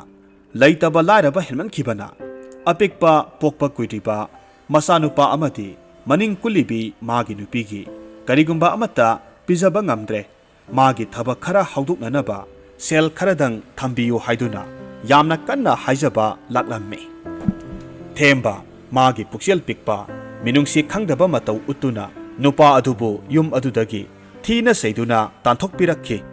ꯍꯥꯏꯔꯤꯕ ꯅꯨꯃꯤꯠ ꯑꯗꯨꯗꯒꯤ ꯅꯨꯄꯥ ꯑꯗꯨ ꯏꯃꯨꯡꯒꯤ ꯂꯩꯇ ꯂꯥꯏꯔ ꯊꯦꯝꯕꯒꯤ ꯑꯊꯤꯕ ꯋꯥꯍꯩ ꯋꯥꯇꯥ ꯃꯌꯥꯝ ꯑꯗꯨꯅ ꯋꯥꯈꯜ ꯂꯩꯅꯥ ꯑꯣꯏꯗꯨꯅ ꯑꯄꯤꯛꯄ ꯃꯆꯥ ꯑꯃꯗꯤ ꯃꯥꯒꯤ ꯅꯨꯄꯤꯕꯨ ꯍꯨꯟꯗꯣꯛꯂꯝꯗꯨꯅ ꯇꯥꯏꯕꯪꯄꯥꯟ ꯑꯁꯤ ꯊꯥꯗꯣꯛꯇꯨꯅ ꯆꯠꯈꯤ꯫ ꯊꯦꯝꯕ ꯍꯧꯈꯤꯕ ꯊꯧꯗꯣꯛꯁꯤꯡ ꯑꯗꯨ ꯅꯤꯡꯁꯤꯡꯂꯨꯔꯒ ꯃꯃꯤꯠꯇꯒꯤ ꯃꯄꯤ ꯇꯥꯔꯛꯈꯤ꯫ ꯃꯃꯥ ꯃꯆꯥ ꯑꯗꯨꯒꯤ ꯃꯅꯥꯛꯇ ꯆꯪꯁꯤꯟꯗꯨꯅ ꯈꯨ ꯈꯨꯗꯛ ꯀꯨꯟꯗꯨꯅ ꯃꯈꯨꯠ ꯑꯅꯤ ꯂꯣꯟꯅꯗꯨꯅ ꯃꯃꯥ ꯃꯆꯥ ꯑꯅꯤꯗꯨꯒꯤ ꯃꯐꯝꯗ ꯍꯥꯏꯖꯔꯝꯃꯤ, "ꯏꯇꯩꯃ, ꯑꯩ ꯏꯇꯩꯃꯒꯤ ꯑꯃꯗꯤ ꯏꯆꯥ ꯑꯁꯤꯒꯤ ꯃꯐꯝꯗ ꯌꯥꯝꯅ ꯂꯥꯟꯈ꯭ꯔꯦ꯫ ꯑꯩꯒꯤ ꯂꯥꯜꯂꯦ ꯍꯥꯏꯕ ꯋꯥꯍꯩ ꯑꯁꯤꯅ ꯇꯥꯗ ꯑꯗꯨꯕꯨꯗꯤ ꯑꯃꯨꯛ ꯍꯦꯟꯒꯠꯍꯜꯂꯛꯄꯗꯤ ꯉꯝꯂꯣꯏ ꯍꯥꯏꯕ ꯅꯅꯥꯎ ꯈꯪꯖꯩ꯫ ꯑꯗꯨꯕꯨ ꯅꯅꯥꯎꯕꯨ ꯑꯃꯨꯛꯇꯗꯤ ꯉꯥꯛꯄꯤꯌꯨꯗꯣ." ꯅꯨꯄꯤ ꯑꯗꯨ ꯊꯦꯝꯕꯅ ꯍꯥꯏꯔꯛꯂꯤꯕ ꯋꯥꯍꯩ ꯑꯗꯨꯗ ꯋꯥꯍꯩ ꯑꯃꯠꯇ ꯈꯨꯝꯗꯦ, ꯃꯃꯥꯏ ꯂꯩꯊꯣꯛꯇꯨꯅ ꯃꯃꯤꯠꯇꯒꯤ ꯃꯄꯤ ꯇꯥꯔꯝꯃꯤ꯫ ꯀꯩꯊꯦꯜ ꯑꯗꯨꯗ ꯇꯧꯔꯤꯕ ꯃꯇꯧ ꯑꯗꯨꯗ ꯃꯐꯝ ꯑꯗꯨꯗ ꯂꯩꯔꯝꯕ ꯃꯤꯌꯥꯝꯁꯤꯡ ꯑꯗꯨꯁꯨ ꯃꯈꯣꯏꯗ ꯑꯣꯝꯁꯤꯟꯗꯨꯅ ꯌꯦꯡꯅꯔꯝꯃꯤ꯫ ꯀꯔꯤꯁꯨ ꯈꯪꯖꯗ꯭ꯔꯕ ꯑꯉꯥꯡ ꯑꯗꯨꯅ ꯃꯃꯥꯗ ꯆꯤꯔꯣꯜ ꯑꯣꯏꯅ ꯍꯥꯏꯔꯝꯃꯤ, "ꯏꯃꯥ, ꯅꯍꯥꯛꯅ ꯑꯩꯉꯣꯟꯗ ꯍꯥꯏꯕꯤꯕꯗꯥꯏꯅꯦ, ꯂꯥꯜꯂꯦ ꯍꯥꯏꯅ ꯃꯁꯥꯒꯤ ꯃꯔꯥꯜ ꯌꯥꯗꯨꯅ ꯆꯪꯖꯔꯛꯄ ꯃꯤꯁꯛꯇꯤ ꯉꯥꯛꯄꯤꯒꯗꯕꯅꯤ ꯍꯥꯏꯕꯗꯥꯏꯅꯦ?"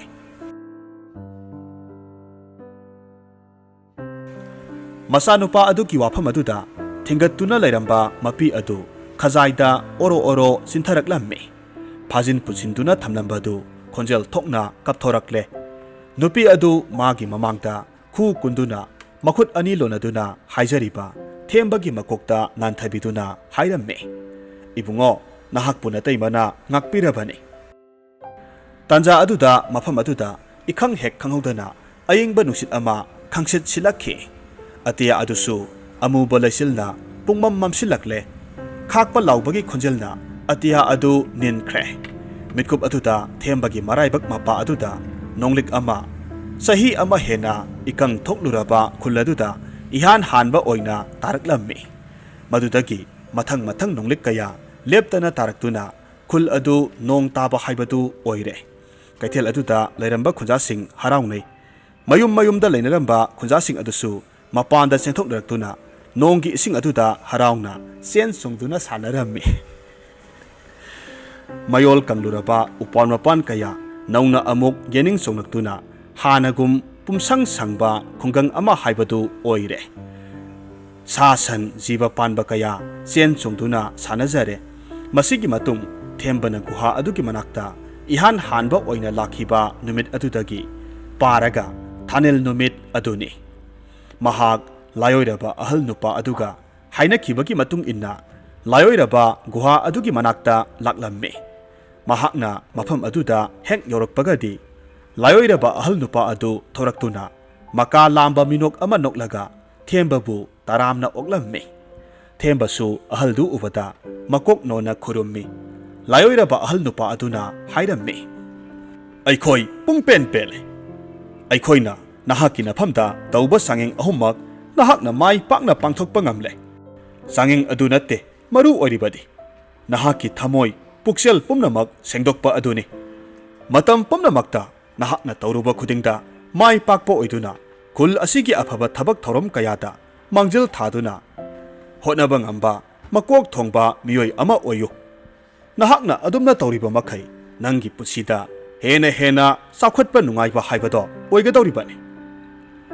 ꯂꯥꯏꯑꯣꯏꯔꯕ ꯑꯍꯜ ꯅꯨꯄꯥ ꯑꯗꯨꯁꯨ ꯋꯥꯐꯝ ꯈꯔꯗꯨ ꯍꯥꯏꯔꯝꯂꯒ ꯃꯥꯡꯈ꯭ꯔꯦ꯫ ꯃꯁꯤꯗꯒꯤꯗꯤ ꯊꯦꯝꯕ ꯈꯨꯡꯒꯪ ꯑꯗꯨꯒꯤ ꯂꯨꯆꯤꯡꯕ ꯑꯃ ꯑꯣꯏꯗꯨꯅ ꯈꯨꯜ ꯑꯗꯨꯒꯤ ꯆꯥꯎꯈꯠ ꯊꯧꯔꯥꯡ ꯀꯌꯥ ꯇꯧꯗꯨꯅ ꯅꯨꯡꯉꯥꯏ ꯌꯥꯏꯐꯅ ꯈꯨꯜ ꯑꯗꯨꯗ ꯄꯥꯟꯈꯤꯔꯝꯃꯤ꯫ ꯑꯗꯨꯒ ꯂꯥꯏꯑꯣꯏꯔꯕ ꯒꯨꯍꯥ ꯑꯗꯨꯕꯨꯁꯨ ꯅꯤꯡꯊꯤꯅ ꯃꯤꯑꯣꯏ ꯀꯌꯥꯅ ꯆꯪꯕꯗ ꯀꯤ ꯍꯪꯒꯣꯏꯗꯅꯕ ꯅꯤꯡꯊꯤꯅ ꯁꯦꯝꯗꯨꯅ ꯂꯥꯏ ꯈꯨꯔꯨꯝꯐꯝ ꯃꯐꯝ ꯑꯃ ꯁꯦꯝꯒꯠꯇꯨꯅ ꯆꯍꯤ ꯈꯨꯗꯤꯡꯒꯤ ꯂꯥꯏ ꯈꯨꯔꯨꯝꯕ,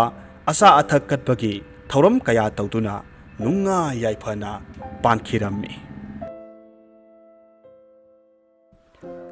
ꯋꯥꯔꯤ ꯑꯁꯤ ꯅꯨꯡꯉꯥꯏꯕꯤꯔꯒꯗꯤ ꯂꯥꯏꯛ ꯇꯧꯕꯤꯔꯝꯃꯨ, ꯀꯃꯦꯟꯠ ꯇꯧꯕꯤꯔꯝꯃꯨ, ꯑꯗꯨꯒ ꯆꯦꯅꯦꯜ ꯑꯁꯤꯗ ꯅꯧꯅ ꯆꯪꯕꯤꯔꯛꯄ ꯑꯣꯏꯔꯒꯗꯤ ꯆꯦꯅꯦꯜ ꯑꯁꯤꯕꯨ ꯁꯕꯁꯀ꯭ꯔꯥꯏꯕ ꯇꯧꯕꯤꯔꯝꯃꯨ꯫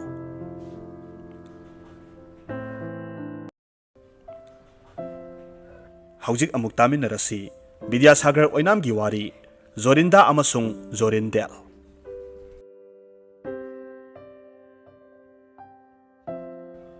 ꯃꯇꯝ ꯀꯨꯏꯔꯕꯒꯤ ꯃꯃꯥꯡꯗ ꯌꯥꯝꯅ ꯁꯨꯛꯄ ꯎꯃꯪ ꯑꯃꯒꯤ ꯃꯌꯥꯏ ꯑꯣꯏꯔꯞꯅ ꯀꯤꯟꯊꯔꯕ, ꯌꯥꯝꯅ ꯂꯤꯔꯕ, ꯀꯅꯥꯁꯨ ꯆꯪꯅꯗ꯭ꯔꯕ ꯀꯣꯅꯨꯡ ꯑꯃ ꯂꯩꯔꯝꯃꯤ꯫ ꯀꯣꯅꯨꯡ ꯑꯗꯨꯗ ꯃꯍꯩ ꯌꯥꯝꯅ ꯍꯩꯕꯤ, ꯌꯦꯡꯕꯗ ꯑꯀꯤꯕꯒꯤ ꯃꯁꯛ ꯐꯪꯂꯕꯤ, ꯌꯥꯝꯅ ꯐꯠꯇꯕꯤ ꯍꯅꯨꯕꯤ ꯑꯃꯈꯛ ꯂꯩꯔꯝꯃꯤ꯫ ꯍꯅꯨꯕꯤ ꯑꯗꯨ ꯃꯍꯩ ꯌꯥꯝꯅ ꯍꯩꯕꯅ ꯃꯥꯅ ꯑꯣꯟꯅꯤꯡꯕ ꯁꯛꯂꯣꯟ ꯑꯣꯟꯕ ꯉꯝꯃꯤ꯫ ꯃꯍꯥꯛꯅ ꯑꯌꯨꯛ ꯅꯨꯡꯊꯤꯜꯒꯤ ꯃꯇꯝꯗ ꯀ꯭ꯋꯥꯛꯀꯤ ꯁꯛꯂꯣꯟ ꯂꯧꯗꯨꯅ ꯀꯣꯏꯄꯥꯏ ꯄꯥꯏꯗꯨꯅ ꯃꯍꯥꯛꯀꯤ ꯎꯃꯪ ꯑꯗꯨꯗ ꯁꯥꯟꯅꯗꯨꯅ ꯂꯩ꯫ ꯀꯔꯤꯒꯨꯝꯕ ꯍꯅꯨꯕꯤ ꯑꯗꯨꯅ ꯃꯤ ꯇꯥꯕ ꯈꯨꯡꯒꯪꯁꯤꯡꯗ ꯀꯣꯏꯗꯨꯅ ꯆꯠꯅꯤꯡꯂꯕꯗꯤ ꯍꯧꯗꯣꯡ ꯑꯃ ꯑꯣꯟꯗꯨꯅ ꯀꯣꯏꯅ ꯆꯠꯂꯤ꯫ ꯑꯗꯨꯕꯨ ꯑꯍꯤꯡꯒꯤ ꯃꯇꯝꯗꯗꯤ ꯃꯍꯥꯛ ꯃꯁꯥꯒꯤ ꯑꯍꯜ ꯑꯣꯏꯔꯕ ꯍꯅꯨꯕꯤ ꯑꯃꯒꯤ ꯁꯛꯇꯝꯗ ꯍꯟꯖꯤꯟꯗꯨꯅ ꯃꯜꯂꯕ ꯀꯣꯅꯨꯡ ꯑꯗꯨꯗ ꯂꯩꯔꯝꯃꯤ꯫ ꯍꯅꯨꯕꯤ ꯑꯗꯨꯅ ꯃꯍꯥꯛꯀꯤ ꯀꯣꯅꯨꯡꯒꯤ ꯃꯅꯥꯛꯇ ꯅꯛꯅ ꯂꯥꯛꯄ ꯃꯤ ꯑꯃꯠꯇ ꯂꯦꯝꯅ ꯊꯥꯔꯝꯗꯦ꯫ ꯅꯍꯥ ꯑꯣꯏꯕ ꯅꯨꯄꯥ ꯑꯣꯏꯔꯒꯅ ꯀꯣꯅꯨꯡꯒꯤ ꯃꯅꯥꯛꯇ ꯑꯃꯨꯛ ꯍꯟꯅ ꯂꯥꯛꯆꯔꯔꯣꯏ ꯍꯥꯏꯅ ꯍꯥꯏꯗ꯭ꯔꯤꯕ ꯐꯥꯎꯕ ꯃꯍꯥꯛꯅ ꯇꯝꯊꯤꯅ ꯑꯣꯠꯄ ꯅꯩꯕ ꯇꯧꯔꯝꯃꯤ꯫ ꯑꯗꯨꯒ ꯃꯁꯛ ꯃꯇꯧ ꯐꯖꯕꯤ ꯅꯨꯄꯤ ꯑꯣꯏꯔꯒꯅ ꯈꯣꯏꯅꯤꯡ ꯍꯥꯏꯔꯤꯕ ꯎꯆꯦꯛ ꯑꯗꯨ ꯑꯣꯜꯍꯟꯗꯨꯅ ꯄꯣꯟꯗ ꯐꯥꯖꯤꯟꯗꯨꯅ ꯃꯍꯥꯛꯀꯤ ꯀꯣꯅꯨꯡ ꯑꯗꯨꯗ ꯌꯥꯜꯂꯒ ꯊꯝꯃꯤ꯫ ꯑꯗꯨꯒ ꯏꯁꯩ ꯁꯛꯍꯟꯗꯨꯅ ꯊꯝꯂꯝꯃꯤ꯫ ꯃꯍꯥꯛꯀꯤ ꯑꯁꯤꯒꯨꯝꯕ ꯄꯣꯟ 900 ꯈꯛ ꯌꯥꯟꯗꯨꯅ ꯊꯝꯃꯤ꯫ ꯍꯅꯨꯕꯤ ꯑꯗꯨꯅ ꯂꯩꯔꯤꯕ ꯎꯃꯪ ꯑꯗꯨꯒ ꯏꯔꯥꯞ ꯂꯥꯞꯅꯗꯅ ꯈꯨꯡꯒꯪ ꯑꯃꯈꯛ ꯂꯩꯔꯝꯃꯤ꯫ ꯈꯨꯡꯒꯪ ꯑꯗꯨꯗ ꯖꯣꯔꯤꯟꯗꯥ ꯀꯧꯕ ꯃꯁꯛ ꯃꯇꯧ ꯌꯥꯝꯅ ꯐꯖꯕꯤ ꯅꯨꯄꯤ ꯑꯃꯁꯨ ꯂꯩꯔꯝꯃꯤ꯫ ꯖꯣꯔꯤꯟꯗꯥꯒꯤ ꯈꯨꯡꯒꯪ ꯑꯗꯨꯃꯛꯇꯗꯒꯤ ꯖꯣꯔꯤꯟꯗꯦꯜ ꯀꯧꯕ ꯌꯥꯎ ꯁꯦꯟꯕ ꯅꯨꯄꯥ ꯑꯃꯒ ꯖꯣꯔꯤꯟꯗꯥꯒ ꯑꯗꯨꯛꯀꯤ ꯃꯇꯤꯛ ꯅꯨꯡꯁꯤꯅꯔꯝꯃꯤ꯫ ꯃꯈꯣꯏ ꯑꯅꯤ ꯂꯨꯍꯣꯡꯅꯕꯒꯤꯁꯨ ꯍꯥꯏꯅ ꯁꯤꯡꯅꯔꯝꯃꯤ꯫ ꯅꯣꯡꯃꯒꯤ ꯅꯨꯃꯤꯠꯅꯤ꯫ ꯖꯣꯔꯤꯟꯗꯥ ꯑꯃꯁꯨꯡ ꯖꯣꯔꯤꯟꯗꯦꯜ ꯃꯍꯩ ꯍꯩꯕꯤ ꯍꯅꯨꯕꯤ ꯑꯗꯨꯅ ꯂꯩꯔꯤꯕ ꯎꯃꯪ ꯑꯗꯨꯗ ꯀꯣꯏꯕ ꯂꯥꯛꯂꯝꯃꯤ꯫ ꯋꯥꯔꯤ ꯁꯥꯗꯨꯅ ꯑꯁꯨꯝ ꯂꯥꯛꯄ ꯃꯇꯝꯗ ꯖꯣꯔꯤꯟꯗꯥꯅ ꯑꯁꯨꯝꯅ ꯍꯥꯏꯔꯝꯃꯤ꯫ ꯖꯣꯔꯤꯟꯗꯦꯜ, ꯎꯃꯪ ꯑꯁꯤꯒꯤ ꯃꯌꯥꯏꯗ ꯂꯩꯕ ꯀꯣꯅꯨꯡꯗꯨꯒꯤ ꯃꯅꯥꯛ ꯅꯛꯅꯗꯤ ꯆꯪꯁꯤꯟꯒꯨꯝꯁꯤ꯫ ꯃꯗꯨꯒꯤ ꯃꯅꯥꯛꯇꯗꯤ ꯆꯪꯁꯤꯟꯒꯨꯝꯁꯤ, ꯑꯩꯈꯣꯏ ꯑꯋꯥꯕ ꯇꯥꯕ ꯌꯥꯏ꯫ ꯑꯁꯨꯝꯅ ꯍꯥꯏꯅꯗꯨꯅ ꯋꯥꯔꯤ ꯑꯁꯨꯝ ꯁꯥꯗꯨꯅ ꯑꯁꯨꯝ ꯂꯥꯛꯄ ꯃꯇꯝꯗ ꯎꯃꯪ ꯑꯗꯨꯒꯤ ꯃꯅꯨꯡꯗ ꯐꯅ ꯌꯥꯝꯅ ꯆꯪꯁꯤꯜꯂꯛꯂꯝꯃꯤ꯫ ꯃꯇꯝ ꯑꯁꯤꯗ ꯖꯣꯔꯤꯟꯗꯦꯜꯅ ꯍꯥꯏꯔꯝꯃꯤ, ꯖꯣꯔꯤꯟꯗꯥ, ꯑꯩꯈꯣꯏ ꯑꯅꯤ ꯋꯥꯔꯤ ꯁꯥꯗꯨꯅ ꯑꯁꯨꯝ ꯆꯪꯁꯤꯜꯂꯛꯄꯗ ꯐꯅ ꯌꯥꯝꯅ ꯆꯪꯁꯤꯟꯈ꯭ꯔꯕ ꯃꯥꯜꯂꯦ꯫ ꯃꯁꯤꯗꯒꯤ ꯍꯦꯟꯅ ꯆꯪꯁꯤꯜꯂꯒꯨꯝꯁꯤ꯫ ꯑꯥꯗ ꯎꯔꯤꯕ ꯎ ꯄꯥꯝꯕꯤ ꯑꯁꯤꯒꯤ ꯃꯈꯣꯡꯗ ꯉꯥꯏꯍꯥꯛ ꯄꯣꯊꯥꯗꯨꯅ ꯐꯝꯁꯤ꯫ ꯃꯈꯣꯏ ꯑꯅꯤ ꯎꯈꯣꯡ ꯑꯗꯨꯗ ꯐꯝꯃꯤꯟꯅꯗꯨꯅ ꯅꯨꯃꯤꯠꯅ ꯇꯥꯔꯝꯗꯥꯏꯒꯤ ꯐꯖꯔꯕ ꯁꯛꯇꯝ ꯑꯗꯨ ꯌꯦꯡꯗꯨꯅ ꯃꯈꯣꯏꯒꯤ ꯑꯋꯥ ꯅꯨꯡꯉꯥꯏ ꯋꯥꯔꯤ ꯀꯌꯥ ꯁꯥꯗꯨꯅ ꯐꯝꯂꯤꯉꯩ ꯖꯣꯔꯤꯟꯗꯦꯜꯅ ꯑꯣꯟꯊꯣꯔꯛꯄꯗꯗꯤ ꯃꯣꯡꯁꯣꯡ ꯑꯃꯒꯤ ꯅꯥꯀꯟꯗ ꯂꯩꯔꯤꯕ ꯀꯣꯅꯨꯡ ꯑꯗꯨꯒꯤ ꯁꯦꯛꯄꯜ ꯑꯗꯨ ꯎꯔꯛꯂꯝꯃꯤ꯫ ꯃꯈꯣꯏ ꯑꯅꯤꯅ ꯌꯥꯝꯅ ꯊꯨꯅ ꯃꯐꯝ ꯑꯗꯨ ꯊꯥꯗꯣꯛꯅꯕ ꯍꯣꯠꯅꯔꯤꯉꯩꯗ ꯍꯅꯨꯕꯤꯗꯨꯅ ꯑꯣꯟꯕ ꯀ꯭ꯋꯥꯛ ꯑꯗꯨ ꯀꯗꯣꯝꯗꯒꯤꯅꯣ ꯈꯪꯍꯧꯗꯦ ꯄꯥꯏꯁꯤꯜꯂꯛꯂꯝꯃꯤ꯫ ꯃꯍꯥꯛꯀꯤ ꯃꯍꯩ ꯁꯤꯖꯤꯟꯅꯗꯨꯅ ꯈꯨꯗꯛ ꯑꯗꯨꯗ ꯃꯍꯥꯛꯅ ꯖꯣꯔꯤꯟꯗꯥꯕꯨ ꯈꯣꯏꯅꯤꯡ ꯍꯥꯏꯕ ꯎꯆꯦꯛ ꯑꯗꯨ ꯑꯣꯜꯍꯜꯂꯝꯃꯤ꯫ ꯑꯗꯨꯒ ꯃꯍꯥꯛꯀꯤ ꯄꯣꯟꯗ ꯍꯥꯞꯆꯤꯟꯈ꯭ꯔꯦ꯫ ꯖꯣꯔꯤꯟꯗꯦꯜꯅ ꯃꯍꯥꯛꯀꯤ ꯅꯨꯡꯁꯤꯖꯔꯕ ꯖꯣꯔꯤꯟꯗꯥꯕꯨ ꯀꯟꯅꯕ ꯍꯣꯠꯅꯔꯕꯁꯨ ꯍꯅꯨꯕꯤ ꯑꯗꯨꯒꯤ ꯃꯍꯩꯅ ꯖꯣꯔꯤꯟꯗꯦꯜꯕꯨ ꯂꯦꯡꯕ ꯑꯣꯠꯄ ꯉꯝꯗꯅꯕ ꯅꯨꯡꯒꯤ ꯑꯁꯥꯕ ꯃꯨꯔꯇꯤ ꯑꯃꯒꯨꯝ ꯑꯣꯜꯍꯟꯗꯨꯅ ꯊꯝꯂꯝꯃꯤ꯫ ꯖꯣꯔꯤꯟꯗꯥꯕꯨꯅ ꯐꯥꯗꯨꯅ ꯄꯨꯈꯤ꯫ ꯖꯣꯔꯤꯟꯗꯦꯜꯁꯨ ꯎꯄꯥꯏ ꯂꯩꯇꯦ, ꯃꯃꯤꯠꯇꯒꯤ ꯃꯄꯤ ꯇꯥꯗꯨꯅ ꯀꯞꯂꯒ ꯂꯩꯍꯧꯔꯦ꯫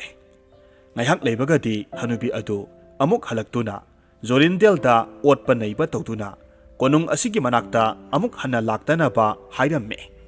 ꯎꯄꯥꯏ ꯂꯩꯇ꯭ꯔꯕ ꯖꯣꯔꯤꯟꯗꯦꯜꯁꯨ ꯍꯅꯨꯕꯤ ꯑꯗꯨꯗ ꯃꯥꯒꯤ ꯅꯨꯡꯁꯤꯖꯔꯕꯤ ꯖꯣꯔꯤꯟꯗꯥꯕꯨ ꯑꯃꯨꯛꯇ ꯊꯥꯗꯣꯛꯄꯤꯌꯨ ꯍꯥꯏꯅ ꯍꯥꯏꯖꯔꯝꯃꯤ꯫ ꯋꯥꯍꯩ ꯑꯗꯨꯗ ꯍꯅꯨꯕꯤ ꯑꯗꯨ ꯍꯦꯟꯅ ꯁꯥꯎꯒꯠꯂꯛꯇꯨꯅ ꯖꯣꯔꯤꯟꯗꯦꯜꯕꯨ ꯑꯃꯨꯛꯀ ꯍꯦꯟꯅ ꯑꯋꯥꯕ ꯄꯤꯕ ꯍꯦꯟꯒꯠꯂꯛꯂꯝꯃꯤ꯫ ꯖꯣꯔꯤꯟꯗꯦꯜꯁꯨ ꯃꯍꯥꯛ ꯂꯥꯟꯈ꯭ꯔꯦ, ꯑꯩ ꯎꯃꯪ ꯑꯁꯤꯗ ꯑꯃꯨꯛ ꯍꯟꯅ ꯂꯥꯛꯆꯔꯔꯣꯏ ꯍꯥꯏꯅ ꯍꯥꯏꯖꯔꯝꯃꯤ꯫ ꯋꯥꯍꯩ ꯑꯁꯤ ꯇꯥꯕꯗ ꯍꯅꯨꯕꯤ ꯑꯗꯨꯅ ꯖꯣꯔꯤꯟꯗꯦꯜꯕꯨ ꯊꯥꯗꯣꯔꯛꯂꯝꯃꯤ꯫ ꯎꯄꯥꯏ ꯂꯩꯇ꯭ꯔꯕ ꯖꯣꯔꯤꯟꯗꯦꯜ ꯃꯍꯥꯛꯀ ꯂꯥꯛꯃꯤꯟꯅꯈꯤꯕ ꯃꯍꯥꯛꯀꯤ ꯖꯣꯔꯤꯟꯗꯥ ꯌꯥꯎꯗꯅ mahak mayomda amuk hanna hankhraroi haina khanduna mahakki khunda changlamde mahakki khulda chatpagi mahut atopa khungang amada chattuna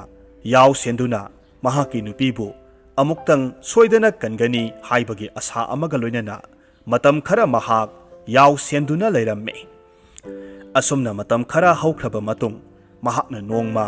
yaw selingai matamda waman khibadagi ukong amagi makhada phamduna ngaihak potharambadagi tumthakiramme mahakki awaba adu ubada hanubi aduna lairiba umang adugi lairembi aduna mahakki mamangda laklamme aduga hairamme nupa masa nahakki nungsijarabi zorindabu kanba pamlabadi nangna lairiba mafam adudagi awang pangna satlu mafam aduda asauba sing anigi hek mayai maktada asauba u ama hauramgani u adugi makhongtu laibak khara tautharaga thang ama leiramgani thang adugi matengna hanubi adu hatlaga nangi nungsirabi zorindabu kanba ngamni asumna hairamlaga lairembi adu mangkhre zorindel mitkap khangthok thorakhi mahakki nungsijarabi zorindabu kanba pambadagi mamangda hairamliba adumak taurage haina khankhre aduna mahak khungangi miyoisingda mahakna seliba yawsing adu sinaramlaga khungang adu thadoktuna lairembina hairamba mafam adu tamna chatpa haurammi leptana asum lakpana sing adugi manak yoksilakle mamangda hairambatomak asumba oiramle sing anidugi mayaida asauba u pambi ama hauba urammi mahak panthaba tawdana changchilli u pambi adugi makhong aduda tawba haurammi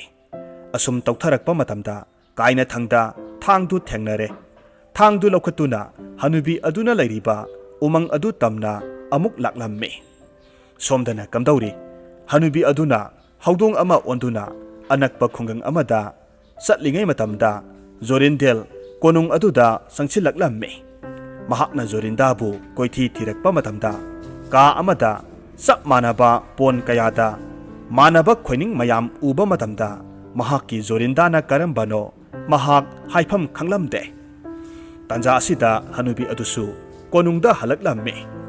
hanubi aduna sanglakpa matamda zorindel lairamba ubada hanubidu saubana mai haukhre akiba phanglaba saktam amaga loinana zorindelbu hatlagi haiduna paishilakpa matamda zorindelna mahakki thang adu satoklammi maduda hanubi adu chap leptuna zorindana onba usek adu hapliba pon adu pairaga siananaba honnaraklammi khudakta zorindel khonglei thuna sangsinduna thang aduna hanubi adugi makok adu kaktuna halammi hanubi adu hek sikhibadagidi usek onduna lairamba nupi khudingmak hanagum masa masagi saktamda onthoraklammi asumna zorindelna mahakki nungsijarabi zorinda khaktanatana atai nupi kayagi punsibusu kanbikhi makhoi anisu makhoigi hanagi khungang aduda hankirammi thokkiba wari pumnamak miyamda liraba matung miyamnasu makhoi anibu thagatpaga loinana makhoi anibu miyam mamangda sauna luhongduna nungai yaifana pankhirammi